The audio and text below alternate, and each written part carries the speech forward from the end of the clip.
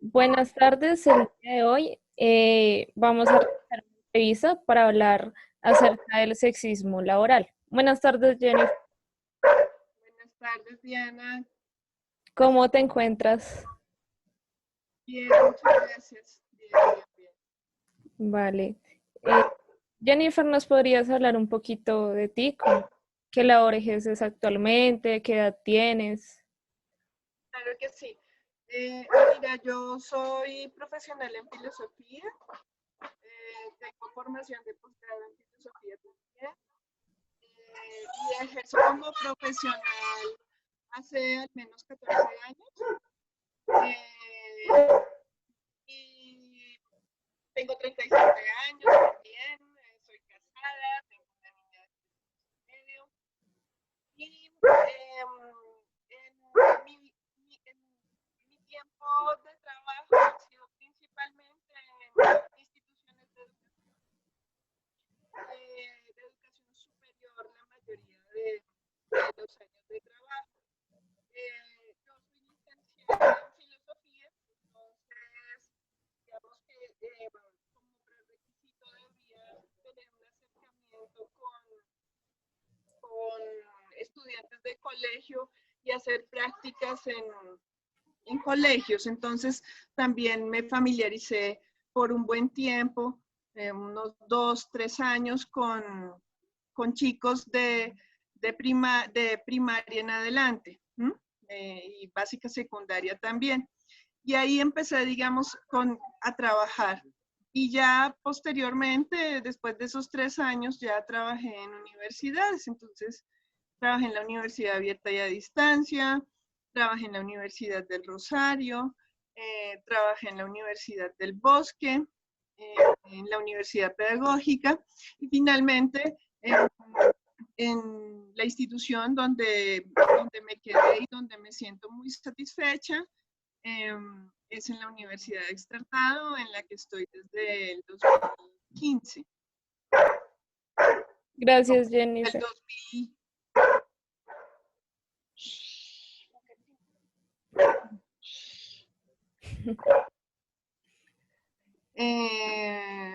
Sí, o 2013, tal vez. No estoy segura. No hay problema. Eh, digamos que durante ese recorrido laboral, eh, ¿has aspirado a algún cargo superior dentro de las instituciones?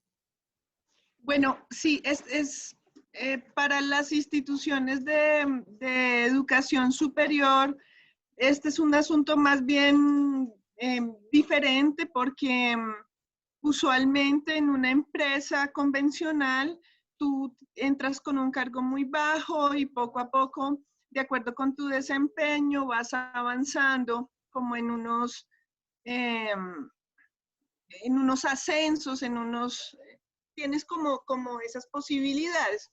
En, en una universidad, tú inicias, más bien estamos hablando de tiempos, entonces tú inicias probablemente como catedrática, luego de acuerdo con tus logros y tu desempeño, entonces puedes pasar a trabajar medio tiempo y si tienes disposición para la investigación y para algunas apuestas administrativas, pues entonces pasas a tiempo completo. Eso diverge en las universidades, pero usualmente los profesores y las profesoras universitarias, pues tenemos tiempo para esas tres cosas. Entonces digamos que no es ascenso en términos de lograr ascender, eh, sino más bien en lograr obtener una estabilidad laboral. Eh, con respecto, bueno, sí, eso sería. Vale, listo. Ujú. Eh, digamos que lo preguntaba más por un lado de si ha sido complejo, digamos, obtener el cargo, Ujú. en el sentido de que ponen muchas trabas, por decirlo así. Entonces, como se lo decía más en esos términos. Ok, yo creo que el campo laboral para las mujeres es un espacio ganado, es un espacio también muy reciente. ¿Mm? Entonces, dado que la temática que me has presentado es el sexismo, ¿verdad? Entonces, sí creo que vale la pena como tener presente eso, ¿no? Como que hay ciertos cargos donde las mujeres eh, principalmente no eran las protagonistas. ¿Mm? Hay otros cargos como la enfermería, como otras labores, otros trabajos donde las mujeres, el cuidado de los niños, por ejemplo, los preescolares, ese tipo de cosas, donde las mujeres tenían preponderancia. Pero definitivamente que ámbitos como las ciencias sociales o la misma filosofía, pues las mujeres no participaban usualmente o siempre han sido muy pocas. Y, y han sido mujeres que han tenido muchos privilegios, principalmente económicos, intelectuales, un bagaje importante para poder acceder como a esos campos. Eh, eh, entonces, creo que de por sí es un reto, digamos, creo que siempre hay como un juego de competencia entre hombres y mujeres. Probablemente sea un asunto de las mujeres y no de los hombres, pero siento yo que siempre estamos tratando como de estar a la bandera, de estar como fortaleciéndonos constantemente en nuestra formación, tratando de hacer muy bien nuestro trabajo para poder mantenerlo. Porque sí hay una cierta sensación, digamos, eh, pero es una cosa probablemente más cultural, de que, como te decía, pues que las mujeres son buenas para unas labores y no para otras. Y principalmente no son, entre comillas, es como una idea que viene del pasado de Occidente, no son buenas para pensar, ¿no? Mm. Era, por ejemplo, en los clásicos griegos, Hántipa, eh, sí, la esposa de Sócrates, por ejemplo, se dedicaba pues a atender a Sócrates y a sus amigos. Y era la mujer que cuidaba la casa y la mujer que tenía hijos. Pero muy pocas mujeres, por ejemplo, el caso de Safo, pasan a la historia. Y parece que esas son mujeres excepcionales, finalmente.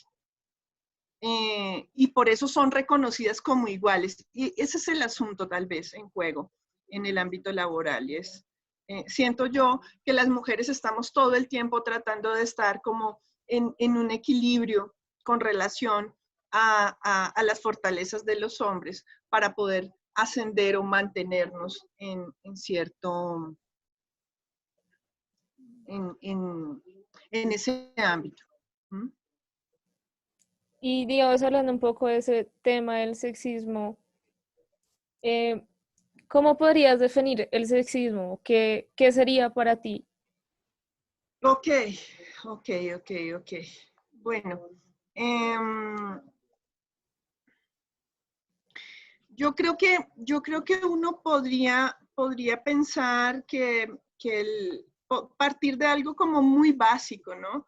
Em, entender que puede haber como una relación no horizontal que está dada por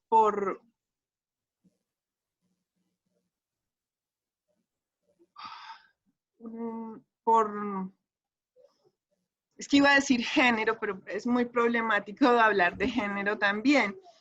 Pero, pero claro, yo lo entendería de la manera más sencilla, más básica, y es una relación jerarquizada entre hombres y mujeres, ¿m?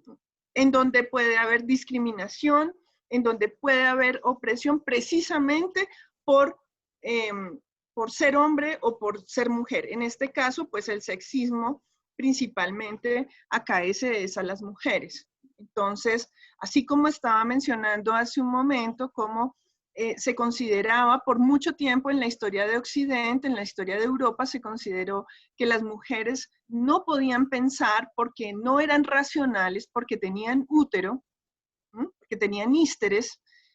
Del mismo modo, entonces, esa carga simbólica pasa también y se ajusta en otras condiciones culturales. Entonces, creo que sexismo tiene que ver con esa actitud discriminatoria por sexo, ¿no? Por lo que biológicamente nos constituye como hombre o como mujer.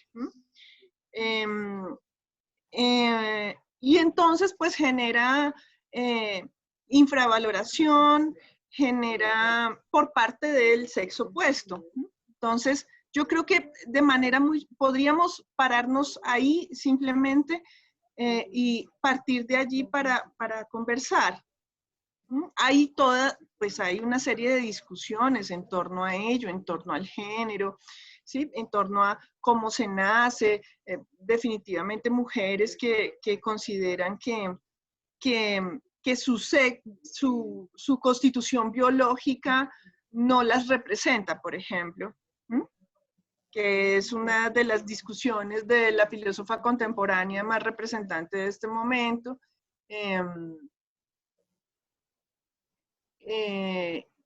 Y hace una discusión en torno precisamente al género y cómo se constituye el ser mujer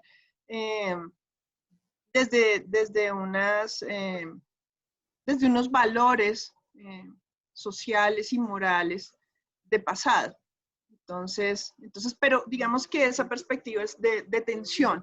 Es cuando son personas que no se sienten representadas bajo esa manera de categorizar. Sin embargo, creo que estamos hablando de algo que es un poco más evidente, que tiene que ver con el hecho de que los hombres discriminen a las mujeres o las mujeres discriminen a los hombres por X o Y motivo en el ámbito laboral. Y además, sin una razón sustentable, ¿no? Creo que también de eso bebe el sexismo, ¿no? ¿Cómo creerías que esas actitudes, bien sea de parte de hombre o de mujer, son conscientes o es algo que se hace de una manera inconsciente? Claro. Sí, yo creo que muy buena parte de esas relaciones desequilibradas entre hombres y mujeres tienen que ver con unas condiciones ideológicas ancladas a los ámbitos culturales que terminan por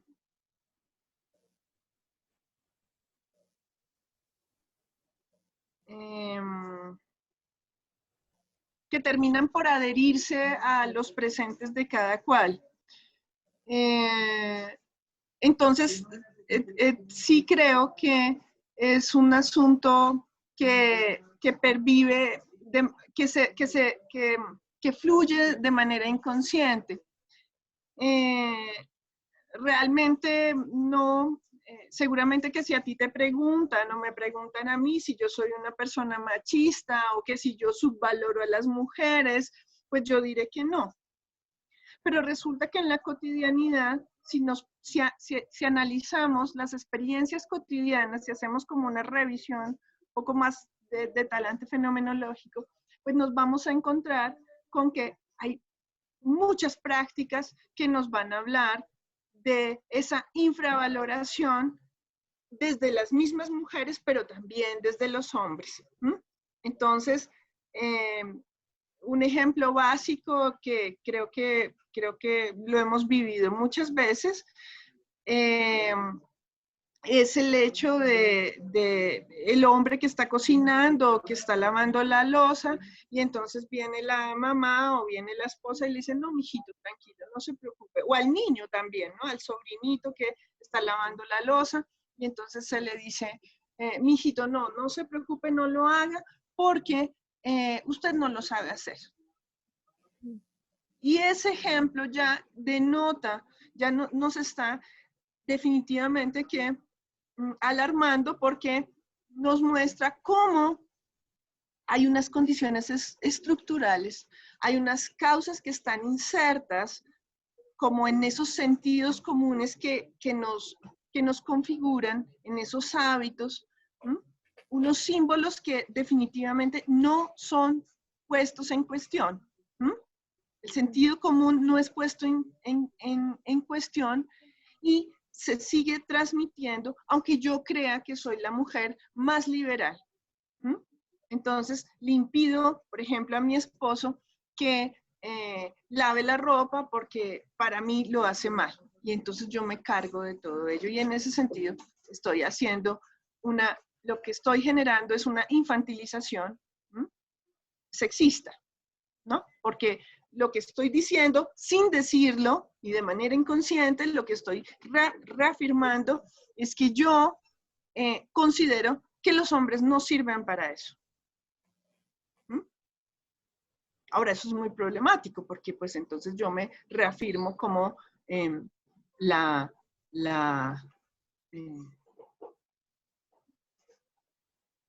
de los oficios de la casa, ¿no? Entonces, yo misma entonces también estoy entrando en una relación de subvaloración allí. Pero sí, creo que, digamos, atraviesa, esto del sexismo está atravesado por esas normas, por esos hábitos, por esos símbolos que definitivamente no son cuestionados y que aparecen en ese ámbito de lo natural, ¿no? En esa actitud natural. Pero también fíjate que esto, pienso yo, que también todo ello subyace en reglas institucionales, ¿sí? Y también se actúa a manera de consecuencia colectiva. Entonces, creo que la reducción de grupos o de personas, esa relación no horizontal, pues está ahí presente todo el tiempo. No solamente está en la mujer, no solamente está en la madre, también está en la persona indígena, en la persona afrodescendiente. Y es esa idea de siempre valorar. Disculpa. No te preocupes. Por favor, no lo hagas. No lo hagas porque no continúes contestando las preguntas, ¿vale? Por favor. Ya, yo ahorita te digo cuando hagas eso, ¿sí? Por favor, no lo hagas. Sí. Entonces, y entonces ahí, digamos, de eso se deriva que se den, pues, lo que uno alcanza a notar es un sistema de opresión, definitivamente, que está basado en la creencia de que hay una norma y que todo aquello, digamos, la norma es en mi cocina y en mi casa mando yo. No, hijita, no, China. Y que aquello que se sale de esa norma, entonces la mujer que no cocina, la mujer no, que no hace los oficios, que es algo anormal y es desviado y es problemático. Entonces, de ahí también uno podría derivar que usualmente hay una idea que permanece y que se constituye como una única verdad, y eso se convierte entonces en un sistema de opresión, como la raza, como la misma ideología, que termina entonces por... Boca chinita. por anular la capacidad de las personas, en este caso de las mujeres, o con el ejemplo que te mencionaba de los hombres, pero eso también, digamos que sucede con los infantes, ¿no? Entonces los niños tampoco piensan, ellos no entienden, mentira que sí están pensando, ellos no desean, digamos, ese es otro elemento, ¿no? Ellos no desean porque son niños y son angelitos. Bueno, y lo que hace entonces es anular la capacidad de las personas para interactuar, para comunicarse en libertad con otras, para expresarse, para desarrollarse en la vida social. ¿Mm? Y entonces, pues esas son, digamos, las implicaciones, la imposibilidad, la incapacidad, ¿no? La carencia de poder para efectuar lo que tú deseas y que deberías poderlo efectuar libremente. ¿Mm? Y eso, pues, pasa mucho en las mujeres, en el pasado, pero también pervive en el presente. Entonces, hace un tiempo, y lo tengo muy presente, fui jurado de una tesis de una estudiante que ya es profesional y que se graduó con honores, y ella hacía una etnografía de mujeres que estaban entre los 70 y los 80 años, que digamos, lo que tenían en común era que habían sido madres de hogares infantiles. La figura del ICBF, de madres que reciben otros niños de otras mujeres y poco más o menos los crían. Y hacen como una suerte de prejardín en sus casas para atenderlos en la primera infancia.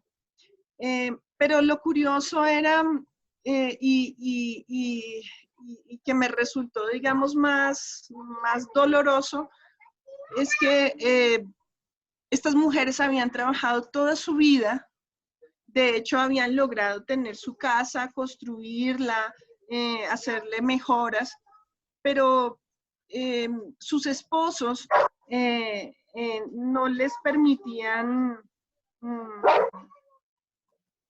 hacer uso de su autonomía. Y entonces recuerdo que una mujer contaba cómo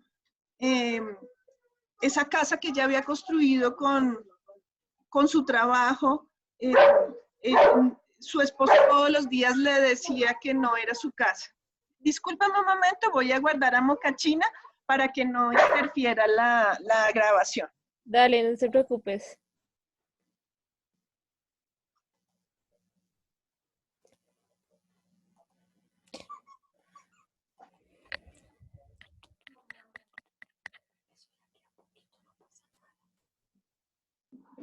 Ya, gracias. Dale, no te preocupes. Es que ya había mucho ruido. Sí. Y yo Dale. cada vez hablaba más duro. Entonces, No hay problema. Entonces claro, ella decía que muchas veces tenía que esperar a que llegara su esposo y tenía que esperarlo sentada en las escaleras de la puerta de la calle, porque ella no tenía llaves de su casa.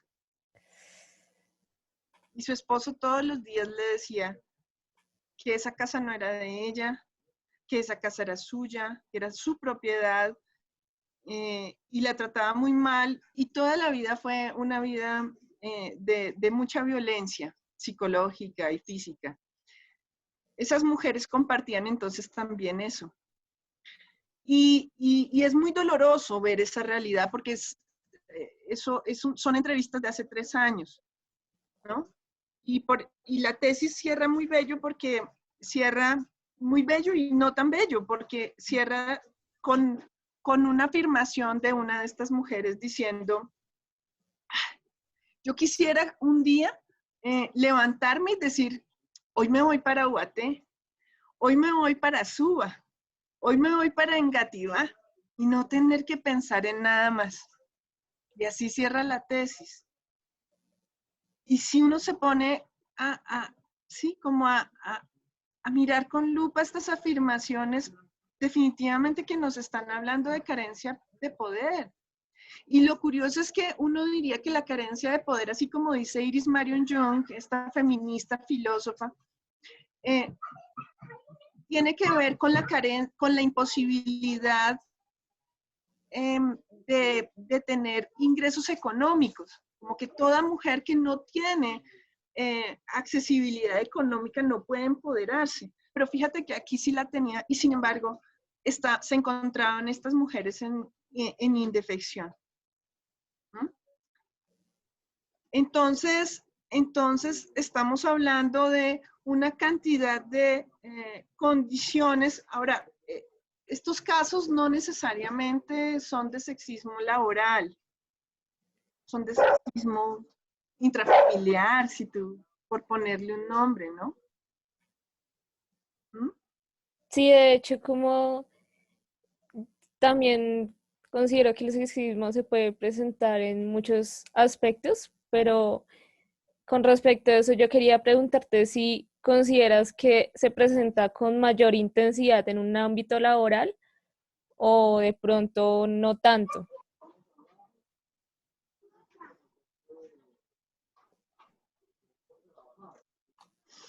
Mm.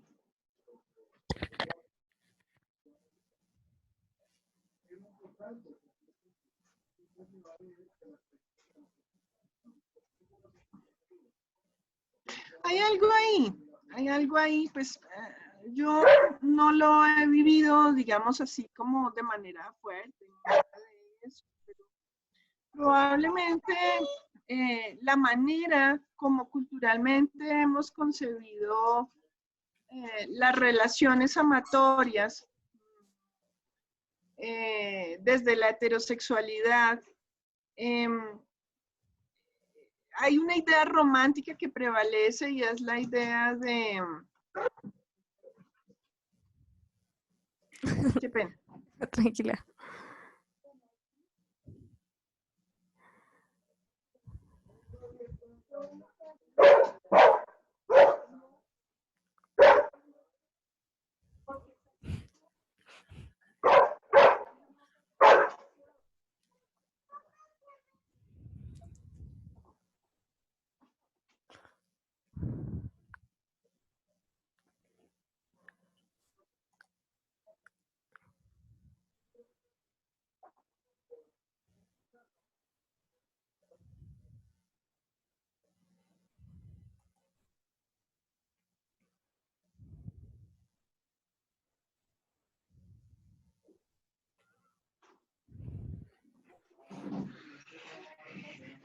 Bueno, Tranquila. gajes del oficio, ¿no? Sí. Es que estar en casa supone todo bueno. ¿Me puedes repetir la pregunta? Sí, pues te decía que como que tú me comentabas que el sexismo se puede presentar como no solamente como en un ámbito laboral, sino también en otras situaciones. Entonces, como que mi pregunta iba hacia que si tú consideras que ese sexismo se puede ver de manera más fuerte o se puede presentar de manera más fuerte en un ámbito laboral o pues no lo crees así. Mm, yo parto de que, tengo que partir de que las mujeres del pasado han logrado muchas cosas para el presente, ¿no? Entonces, muchas luchas nos han permitido, digamos, hoy estar compartiendo de esta manera, cuando en los años 40 eso era imposible, por ejemplo, en el país. ¿Mm? Las mujeres no podían ir a la universidad, solamente los hombres, precisamente por esa pseudo idea de que las mujeres eran meramente afectivas o pulsionales. Eh, entonces, yo sí creo que, digamos que hoy día tenemos muchas posibilidades, ¿no? De realizarnos como deseemos, de ser quienes queramos ser, etcétera. ¿Sí? De una agencia impresionante y unas posibilidades de construcción de subjetividad amplias. Pero por supuesto que también todavía hay muchos escenarios donde pervive lo que estaba mencionando anteriormente, y es que yo siento que la relación amorosa no solamente se distribuye en ese ámbito, sino que es como si las relaciones entre hombres y mujeres estuvieran mediadas meramente por la conquista de parte de los hombres a las mujeres. Ahora, eso también ha ido poco a poco, pero digamos que siempre la idea del cortejo fue un elemento fundamental, o ha sido un elemento fundamental, que viene del amor cortés, por ejemplo, y que entonces los hombres, eh, algunos hombres, están en búsqueda siempre de conseguir mujer, de tener una relación sexual o coital, o como, ¿no? Están todo el tiempo en el cortejo, ¿no? En el cortejo. Y las mujeres, entonces, también bajo esa idea del amor cortés y ello, también culturalmente se les ha influenciado en una representación de un hombre tipo príncipe o de un hombre tipo padre, ¿no? Entonces, ¿quién es tu pareja? ¿Quién te protege? ¿Quién es tu pareja? ¿Quién te va a proveer, ¿no? El proveedor, el protector, el proveedor, etcétera, etcétera.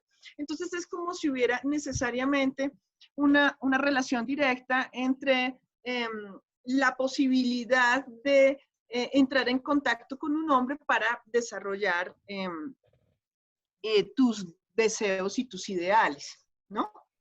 De este hombre protector que provee, etcétera, etcétera. Entonces están esas dos cosas, pero entonces yo me quedaría en la primera que mencioné, y es las relaciones entre hombres y mujeres se han dado, digamos, bajo, en clave biológica, bajo esta idea de la reproducción, y entonces yo tengo la sensación de que hay una conexión en el ámbito laboral todavía muy nítida, pero está presente ahora más en unas personas que en otras, más en unos hombres que en otros, y es que las mujeres no son vistas, o en muchos casos no somos vistas como académicas, sino como mujeres en ese sentido de la búsqueda de la reproducción.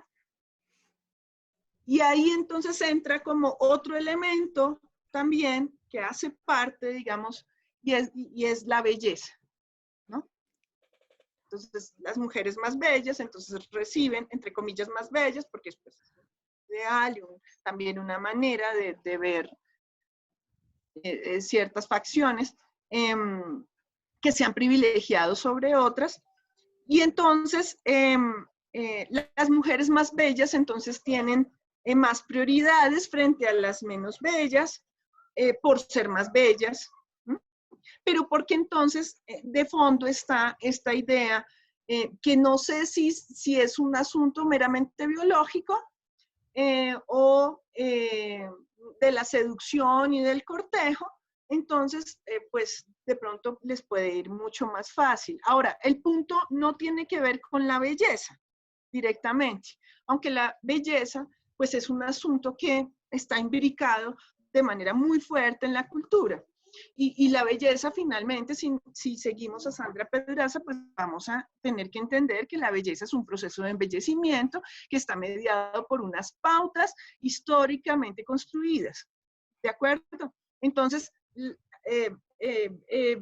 podemos hablar del corsé como una forma de embellecimiento, hasta la rinoplastia como una forma de embellecimiento, que más bien sería una forma de encajar, de meramente ser aceptada socialmente, de ser normal, entre comillas, ¿no? Entonces, y eso es muy problemático, pues habría que discutir sobre eso a profundidad, pero sí parece haber entonces una relación directa con esa idea de belleza y con los privilegios o las posibilidades que tendrían muchas mujeres y en las que las mujeres mismas entran en relación y lo saben, ¿no? y lo saben, y entonces también pues buscan, digamos, ciertos favores y ciertas posibilidades a través de la seducción, ¿no? En tanto, esa lógica del embellecimiento lo que hace, siguiendo a Baudrillard, es falificar a las mujeres, o sea, fetichizar, darle plusvalía, darle un sobrevalor al cuerpo femenino, y volverlo pues centro de deseo.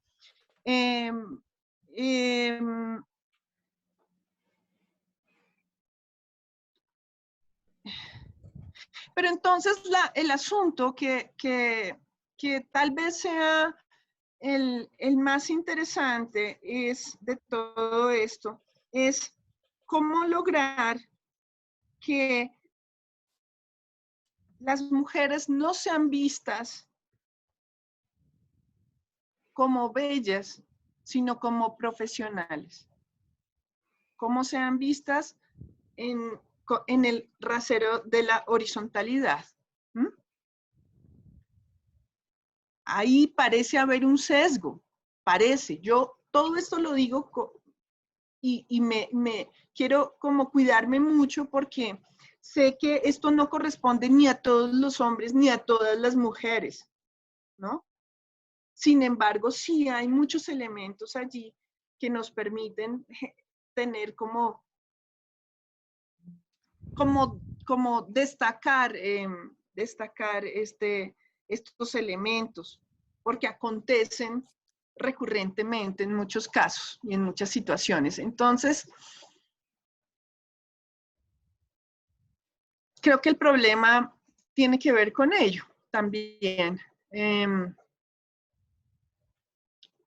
Entonces, como las relaciones entre hombres y mujeres están mediadas por el coito, pues de pronto no hay posibilidad de otro tipo de reconocimientos que creo que es lo que un concepto como sexismo está buscando criticar o, ¿no?, interpelar, ¿no? Y es, las mujeres valemos igual, las mujeres no necesitamos nada más, no necesitamos un pater, ni necesitamos favores para ser lo que somos y para tener los puestos que tenemos, sino que podemos lograrlo por nuestro propio ejercicio, por nuestra propia constancia, etcétera, etcétera. Sí, digamos que ahí dentro de lo que hablabas, como ese coito que, que se presenta ahí como entre hombres y mujeres, pues tú creerías que de pronto el acoso, pues sería como parte de esa actitud sexista o podría ser parte de ese sexismo que se presenta. Sí, yo creo que ahí lo que está en juego es que se objetualiza a la mujer, ¿no?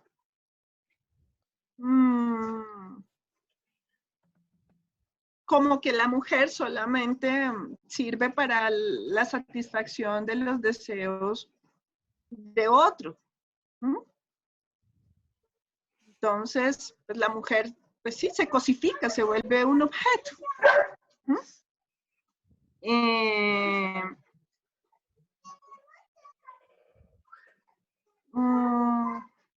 Wow. Yo creo que el acoso también está ahí, juega, es complejo, yo creo que es difícil responder esa pregunta en un instante, yo creo que es muy compleja, pero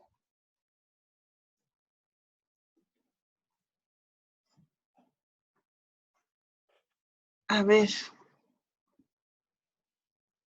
no lo tengo ahora en mi mente, ¿sabes? ¿Podrías de repente hablarme un poquito sobre ello? A ver si si yo puedo aportarte algo al respecto. Sí, claro. Pues digamos que eso es normalmente cuando se presenta un sexismo laboral, como que eh, en la mayoría de los casos hay como esa cuestión de que se presenta acoso, digamos que más en las mujeres. Entonces, como la cuestión sería como si ese acoso hace parte de esas actitudes sexistas o si está directamente relacionados. Ya, ok, Sí, ya entiendo. Yo creo que sí y no, porque puede haber sexismo cuando un grupo de hombres les parece repugnante ciertas actividades de mujeres y entonces discriminan a las mujeres por ello. Pero no necesariamente se siga que por ser sexista inmediatamente vas a acosar a las mujeres, ¿no? Entiendo acoso como acoso sexual, ¿verdad? sí. Estamos hablando de acoso sexual. No necesariamente, ¿no? O sea, yo puedo discriminarla, puedo quitarle la posibilidad de empoderamiento, yo puedo hacer muchas cosas. No puedo, pero digamos, hay hombres que lo hacen. Eh, pero no necesariamente inmediatamente eso lleva al acoso, pero más bien del acoso sí se deriva toda la marginalización que recae sobre la mujer, toda la opresión y toda sí, la, la, la carencia de poder. Entonces, yo puedo, un hombre puede ser sexista y tratar muy mal a las mujeres y, y tratarlas como el piso y considerarlas sus empleadas de servicio y no necesariamente está generando acoso. Pero también puede haber hombres que consideren a las mujeres como objeto sexual y que entonces van a tratar de lograr eh, utilizarlas de cualquier modo. Entonces ahí también se ejerce una relación desequilibrada porque precisamente a través del trabajo, que el trabajo, digamos, ahora lo estamos viendo con la pandemia, cuán fundamental es poder tener dinero para poder alimentarte, para poder vivir, para poder tener un lugar, un habitáculo donde estar, resguardarte, ¿no? Entonces, fíjate que ahí el acoso se pone en juego porque entonces las mujeres son eh, invitadas a, a pagar favores para mantenerse en sus puestos, ¿no? Entonces, por supuesto que ahí entonces todas las 5 caras de la opresión de las que habla Iris Marion Jung, pues se presentan definitivamente. Eh, pero habría que entender también que hay diferentes maneras de sexismo, ¿no? Y que no todos probablemente lleven al acoso. Yo diría que puedo pensarlo mucho más, pero digamos que sí hay una línea ahí muy fina. Mm. Digamos que ahí también vendría como la pregunta de, como hablando de todo este tema de que se está presentando esto en la cuarentena y que se presenta con las mujeres, de los favores y demás. ¿Tú considerarías que de pronto ese sexismo que se presenta en diversas maneras podría ser de pronto más, o bueno, se podría presentar más en una mujer que en un hombre?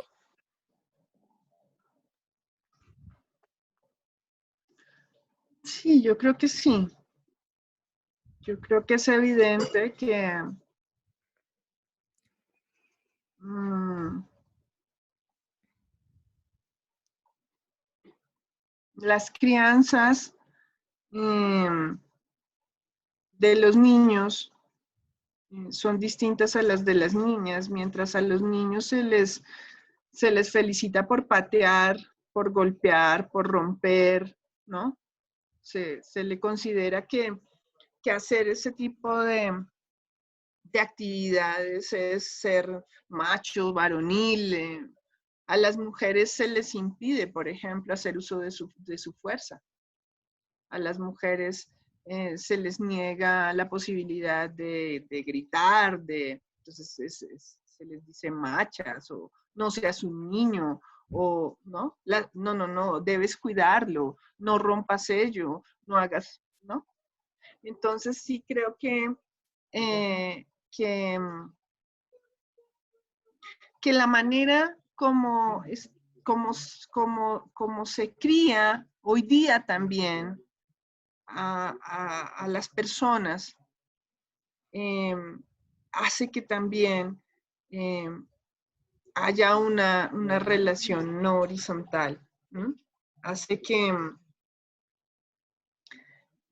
se siga subvalorando a las mujeres y que les impida florecer en desde muchas posibilidades.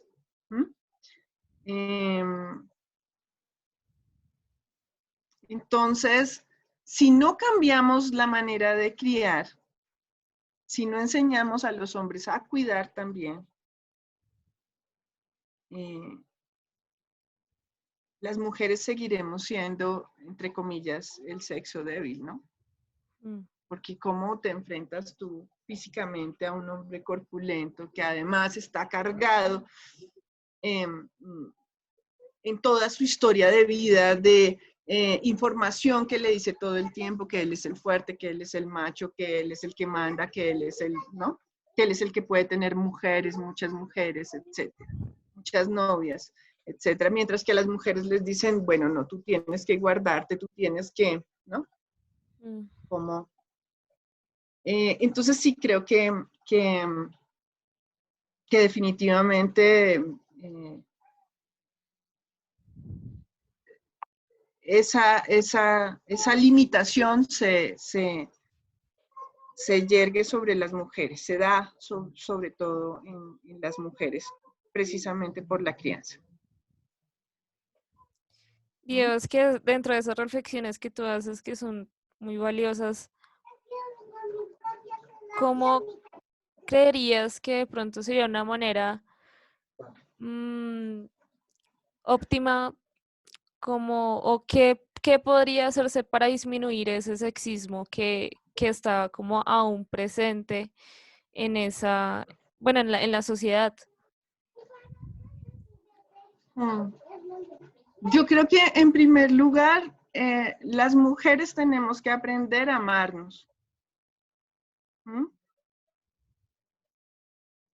En la medida en que aprendamos a querernos, a cuidarnos a nosotras mismas, a aceptarnos como somos, ya, por ejemplo, estamos haciendo checklist sobre esa idea muy, muy problemática de la belleza. En la medida en que nos aceptemos y nos amemos como somos, con lo que somos, con nuestra sensibilidad, con nuestros llantos, con nuestra especial manera de entender los problemas de la vida cotidiana, que eso no es nada menor, pero se ha considerado como algo menor. La medida en que empecemos a amarnos y a reconocernos como valiosas por todas esas facultades y esas posibilidades que tenemos como personas, como humanos, reconocernos en tanto mujeres con útero, pero un útero positivo, eso probablemente va a cambiar mucho la perspectiva, porque entonces ya no va a ser tan fácil la subordinación de parte de los hombres sobre las mujeres. Pero eso es una pelea constante. Uno lo vive constantemente en su casa, en diversos espacios, ¿no? Donde todavía pues hay muchos sesgos, porque precisamente son ideológicos, están arraigados a la cultura. Entonces, en la cultura donde naciste, ¿no? Y no porque la nuestra sea menor que otras, no. Sucede en todas las latitudes. Bueno, probablemente hayan unas donde menos. Pero ese sería el primer elemento que yo consideraría fundamental para evitar el sexismo o para que sí, se aminore con el tiempo. Y el segundo elemento sería relacionado con la respuesta que te di anteriormente. Y ahí yo me acojo a Irigaray. Esta mujer en To Be Born nos va a decir una cosa muy bella y es, ella dice, hay una existencia sensitiva, hay un carácter decisional en los seres humanos que es minimizada todo el tiempo por la normatividad, por las instituciones, por la escuela, por la familia, por todo el tiempo es minimizada, esa existencia sensitiva. Y ella dice, miren, lo paradójico es que los infantes se desarrollan en esa relación con otros seres humanos cuando son muy pequeños bajo esas coordenadas. Y poco a poco se va eliminando esa posibilidad de esa inteligencia sensitiva, de esa capacidad o existencia sensitiva natural, que de pronto impide como entender que hay una voluntad de vivir que sobrepasa cualquier género, cualquier condición cultural y lo que sea, sino que los seres humanos podemos, digamos, hay una voluntad muy profunda para hacer. Y entonces la pregunta es, ¿y cómo nosotras y nosotros podemos cultivar esa voluntad de vivir? Lo que ella nos dice para entender esto es que lo único que, digamos, estos niveles de conformación del infante, de esos aprendizajes, en esos espacios solamente se está instando a vivir en el nivel de las necesidades. Entonces, lo que ella dice es que la vida queda en el espacio de la casa, y definitivamente que hay un alejamiento de lo que es la vida. Y yo creo que lo hemos visto también a propósito de este tiempo, ¿no? Con la pandemia, y es, habían unos valores que eran fundamentales en nuestras vidas que hoy ya no lo son, seguramente, o han cambiado, se han transformado. Y hay cosas básicas del vivir, de la cotidianidad, que terminan volviéndose más fundamentales, como por ejemplo, establecer lazos, redes con otras personas, ¿cierto? Aquellos que nunca llamábamos, terminamos llamándolos y se nos vuelve una cosa fundamental, ¿no? Tener que llamarlos y poder conversar y poder saber de ellos. Probablemente la voluntad de vivir tenga que ver ese sea un elemento de esa voluntad de vivir. Entonces, se enseña también a la competencia entre hombres y mujeres, etc. Ahora, lo que ella está planteando no tiene que ver con eliminar ser mujer o ser hombre, como lo haría esta filósofa que ahora olvidé el nombre, contemporánea de la que hablé al inicio. Sino de reconocernos, de reconocer como esa condición fundamental biológica que es, pues, que la sexuación también impone límites y que somos seres con o sin útero y estamos en relación. Y que tenemos valores magníficos que tenemos que desarrollar, ¿sí? Y que no tenemos que limitar y que otros no pueden limitarlos. Entonces yo creo que eso es muy importante, ¿sí? Empezar a entender que ser mujer y ser hombre va más allá de una discusión de género, va más allá de las imposturas de las mujeres o de las imposturas de los hombres, sino que tiene que ver con una voluntad de vivir que probablemente si no la pensamos más, nos permita como aprender de nuestra propia corporalidad, aprender a ser mejores personas, a, a, a reconocer positivamente cosas que en el pasado y que en el presente hoy todavía perviven como negativas, ¿no? Como tienes cara de cólico, ¿no? Como si menstruar fuera toda una monstruosidad, o, ¿sí? Una degeneración, sí, como si las mujeres degeneraran en unos días del mes, ¿no? Sino más bien como que ahí habrían elementos muy, muy valiosos en esa esencia de ser mujer y de ser hombre, que, bueno, creería eso. Gracias, Jennifer, por, Ujú. por participar en la entrevista y por darnos esas reflexiones y tu punto de vista.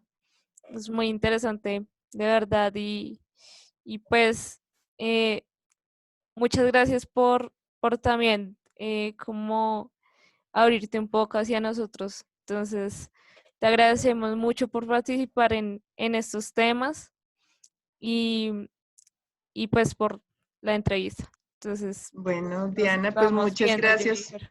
Muchas Bye. gracias a ti por la posibilidad también de compartirte mis reflexiones. Yo creo que lo que he podido comentarte también hace parte como de mi experiencia de vida, de las decisiones que he tomado, ¿no?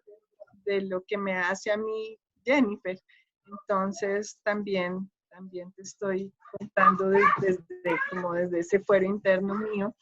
Y entonces por eso mismo te agradezco la posibilidad de compartírtelo, y de que te haya sido, y espero, por supuesto, que te resulte valioso. Muchísimas gracias. Muchos éxitos en tu sesión. Eh, bueno, nos vemos pronto. Gracias, Jennifer.